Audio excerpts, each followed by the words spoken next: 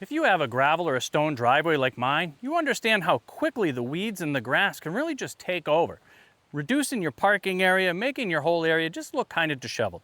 Today I'm going to test a few different weed killing methods and see which one's going to work best for me, and hopefully this information helps you too. This is Can Do DIY, stick around. For this experiment, I'm going to try 4 different methods. The first one being a name brand herbicide weed killer that you can get right at any big box store, home improvement center.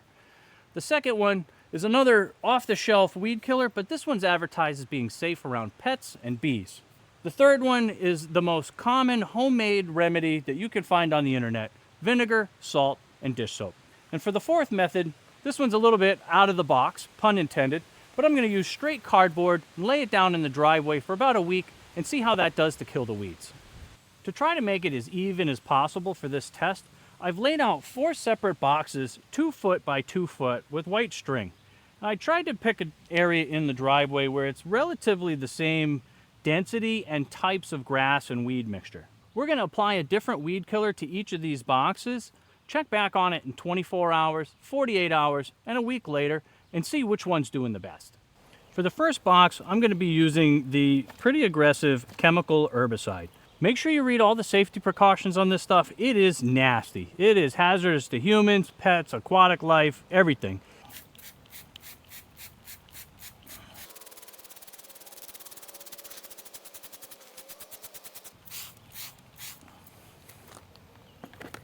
For this next product, I'm using still an off-the-shelf weed killer, but this one says that it's safe around people, pets, and bees. It's got a few simple ingredients: sodium lauryl sulfate, corn mint oil, and 89% other ingredients, which is probably just water.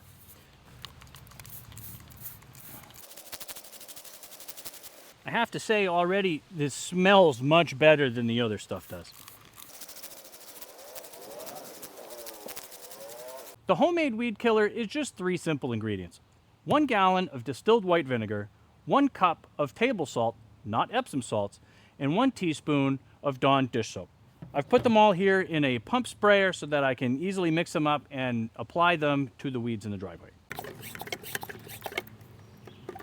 For box number 3, this is the homemade mixture in the pump sprayer.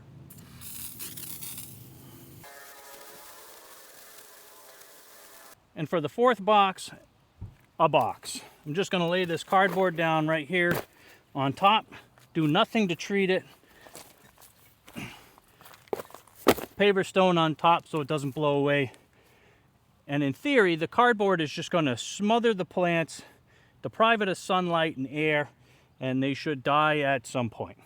We're going to check back on these boxes tomorrow, and in a couple of days, and in a week, and see what we have for results.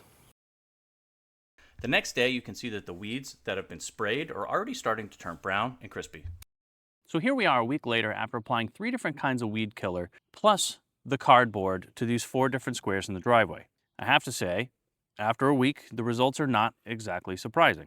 What we have is 3 squares of dead grass and weeds, and the cardboard just really didn't start to take hold and get anything killed yet. The cardboard just wasn't a feasible option, and therefore we're just going to drop it from the comparison because it's not really going to work. Now, even though a week later everything looks pretty much the same, the difference really came in the first couple of hours. Within 4 hours of the first application of the vinegar mixture, really everything started to turn brown very quickly. The second day is where the all-natural stuff really started to kick in. However, it left a greasy, oily stain all over the rocks. It wasn't until about 3 or 4 days later that the chemical treatment weed killer really started to make a difference. But that's on the surface. How do we know if it affected the roots? We're going to find out. Let's take a tool and let's dig in there and see if the roots look any different from one to the next. One of the biggest things that you're going to read people's opinions, I think, online, but the difference between the chemical weed killers and the all-natural one and the homemade one is how much it affects the roots, which ultimately is going to mean, are those weeds going to come back next year or even later in the season? So what we're going to do is we're going to dig up a couple of these larger weed plants, and we're going to see if we can tell a noticeable difference in what the roots look like.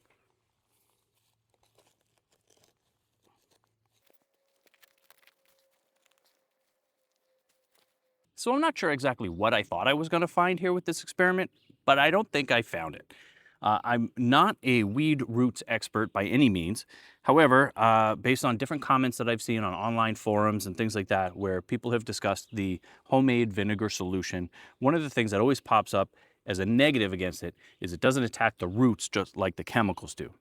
So I wanted to see if I could see any difference in the root structures of essentially the crabgrass that's growing in the driveway. No, I couldn't. It's inconclusive. All of the root structures on everything that I pulled out, dandelions, weeds, grass, everything looks dry and brittle. Nothing looks like it's still wet or alive or viable to regrow, anything else. But again, I'm not a plant expert. That might mean absolutely nothing. But take it for what it is. At least it's part of the experiment. So Alex, they all kill the weeds. Who cares? That's probably what you're saying at home. Well, there's a few key differences here. One of the main ones being cost. For the commercial weed killer, it's coming in around $10 to $15 a gallon, depending on which kind you buy, 5-month instant, spray it once or twice. There's a whole bunch of different things. It's mostly the same stuff. For the pet-friendly stuff, that stuff's gonna set you back close to $30 a gallon, or more if you buy it in a smaller quantity. For the homemade weed killer, which is the vinegar, salt, and Dawn dish soap, that's gonna run you less than $5 a gallon. Figure about $4 for the vinegar and, whatever for the salt and the soap because you're not using the whole container. Now that is a significant difference when you're talking about $5 a gallon versus $30 a gallon, especially when you have an area the size of mine. Some of the other key differences here is what is actually in the product that you're putting down in your yard. Now, a lot of people don't care about the chemicals and things like that, and that's fine for you. But for my yard, where we've got birds and bees and vegetables and things like that, we don't really want something that is super harsh that's going to go in the ground, potentially leach into our garden beds, into our yard, and affect all of the nature that's out here. Some of these weed killers actually advertise 5 months no weeds. They do that by killing anything and everything that's in the ground. One of my biggest concerns with the PetSafe product was it has a oil in it. It did leave an oily sheen or an oily stain on the rocks in my driveway. Now, for my driveway, that doesn't really matter because it's just dirt and gravel and rocks. But if you were to use this on a patio, stamped concrete, anything, trying to get weeds killed in the cracks, that could potentially stain some very nice landscaping. And I don't know that I'd want to risk that. Realistically, the only downside that I've been able to find, and this is just from the internet, of the homemade vinegar-based solution is that it's not going to kill the roots and you may have the weeds come back the next year.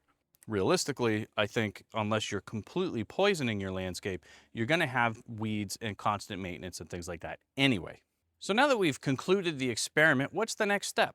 Well, I'm going to pull up these nails and string that I made my little test area with. I'm probably going to come through here with the lawnmower and take down some of the taller stuff because admittedly I've let it kind of grow wild. And then I'm going to grab that pump sprayer and see how much square footage I can get with the 1 gallon of vinegar in this driveway. And I'm really looking forward to the results because honestly, all this crabgrass is driving me nuts. Well, not bad. I just about used up the whole gallon and I was able to hit all of this crabgrass over here. It might be tough to tell on screen, but I can fit 4 cars wide in this driveway. So at least 500 square feet, maybe more. My math could be completely off. So it's the next day. Everything is already starting to look pretty dry and crispy. Some of the areas where it was a little bit thicker may need a second treatment because I don't think all of the leaves or even the stems got enough vinegar on them to dry them out. However, so far I'm very happy with the results. One of the tips that I do have for you is make sure you're doing this in the middle of the day so that the sun has a chance to dry out the weeds, and also make sure that you don't have any rain coming probably in the next 24 hours to really give this a chance to dry everything out.